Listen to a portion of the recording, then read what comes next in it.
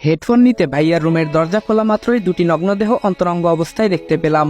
সে আর কেউ নয়, আমার বড় ভাই ও মামাতো বোন জান্নাত, যাকে আমি 2 বছর ধরে ভালোবাসি। জান্নাতও আমাকে ভালোবাসে, কিন্তু কখনো এই অবস্থায় দেখবো স্বপ্নেও ভাবিনি।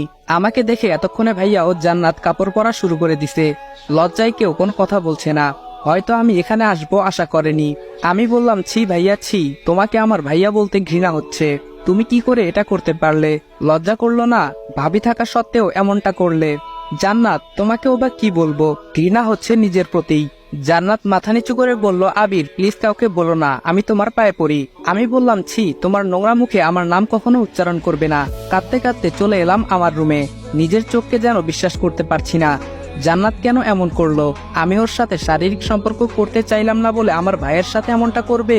সারা রাত কেঁদেই কাটিয়ে দিলাম। বাসার কাকে এই কথাটা বলবো? যদি কাউকে বলি তাহলে তো ভাবির সংসারটা ভেঙে যাবে। ভাবি তো এখন বাপের বাড়িতে। সব ভেবে ডিসিশন নিলাম বাসা থেকে দূরে কোথাও চলে যাব। তাই জমানো মাটির ব্যাংকটা ভাঙলাম। 1336 টাকা ছিল। ব্যাগে কিছু কাপড় ও জমানো টাকাটা নিয়ে বাইরে বের হতেই বাসার সবাই। আম্মু বলল, আবির সকালবেলা কোথায় যাচ্ছিস বাবা? আমি বললাম, মা আমি দূরে কোথাও চলে যাচ্ছি, হয়তো আর ফিরবো না। জান্নাত বলল, কই যাবে তুমি আমাকে ছেড়ে? বিয়ে করার ভয়ে পালাচ্ছ? আমি বললাম, তোর মতো নোংরা মেয়েকে বিয়ে করব আমি, কি করে ভাবলি? জান্নাত বলল, আমার সাথে রাত কাটানোর আগে মনে ছিল না? কথাটা শুনেই আম্মু আমার গালে সজোরে একটা থাপ্পড় লাগিয়ে দিল। তোকে আমার ছেলে ভাবতেই ঘৃণা হচ্ছে। এদিকে ভাইয়া এসে আমাকে ইচ্ছামতো লাঠি দিয়ে পিটাচ্ছে।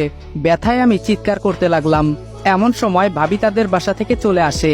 আমায় এমন ভাবে মারতে দেখে এগিয়ে আসলো ভাইয়াকে আটকাতে। চোখ দিয়ে অঝরে পানি পড়ছে। নিজের ভাই তার অপরাধ ঢাকতে আমাকে এভাবে মারছে। আমাকে নিয়ে গিয়ে একটা রুমে আটকে রাখা হলো। নিজের গর্ভধারিণী মা আমাকে চিনতে পারলো না।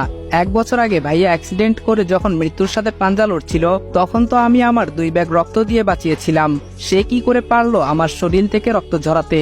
এসব ভেবে দু চোখে যেন অশ্রু বাধা মানছে না। জান্নাতের সাথে আমার প্রেম আছে, বাসার সবাই জানে। কিছুক্ষণ পর আমু এসে পাঞ্জাবি পায়জামা দিয়ে, তোর সাথে জান্নাতের বিয়ে, রেডি হয়ে নে, আর বিয়ে না করলে আমার মরা মুখ দেখবি। আমি মাকে কিভাবে বলি যে জান্নাতকে ভালোবেসে 2 বছরে আমি স্পর্শ করলাম না? সে কি করে ভাইয়ার বিছানায় গেল? অবশেষে সিদ্ধান্ত নিলাম যে মায়ের কথা রাখতে বিয়ে করব, কিন্তু বাসা থেকে চলে যাব যাতে জান্নাতের মুখ না দেখতে হয়। একটু পর ভাবি আমাকে জানালা দিয়ে দেখে চোখের পানি ফেলে চলে গেল। হয়তো তার মনে অনেক প্রশ্ন, কেন আমি এসব করলাম। এদিকে ভাবির মাথায় একটা জিনিস ঢুকছে না। আবির তো জান্নাতকে ভালোবাসে, তাহলে কি এমন হলো যে বিয়ে করতে চাচ্ছে না? বিকেলে কাজে আসলো, আমার ও জান্নাতের বিয়ে পড়ানো হলো। বিয়ে বাড়ি ঠিকই, কিন্তু কারো মনে কোনো আনন্দ নেই। সবার মন খারাপ, শুধু আমার বড় ভাই আকাশ ও জান্নাত ছাড়া। পায়ে ও হাতে প্রচন্ড ব্যথা করতেছে, তবুও কষ্ট করে একটা চিঠি লিখলাম। প্রিয় মা, আমি তোমার কথা রেখেছি মা। আমি জান্নাতকে বিয়ে করেছি। জানো মা, তোমার মরামুখ আমার সহ্য হবে না। জানো মা, আমি তোমাকে অনেক ভালোবাসি। আমার বাবা অনেক আগেই পরপারে চলে গেছে। জানি না সে থাকলে হয়তো আরো অনেক মারতো, কিন্তু তুমি আমাকে মারোনি মা। আমি জানি তুমি আমাকে অনেক ভালোবাসো, অনেক কষ্ট পেয়েছো জানি, কিন্তু আমি কষ্ট দিতে চাইনি। হয়তো একদিন আজকের থেকেও অনেক বেশি কষ্ট পাবে, যেদিন আমার চলে যাওয়ার কারণটা জানবে। একটা জিনিস ভেবে খুব কষ্ট পাইছি মা, তুমিও আমাকে বুঝলে না। আমি অনেক দূরে চলে গেলাম মা, নিজের খেয়াল রাখিও। ইতি, তোমার কলিজার টুকরা।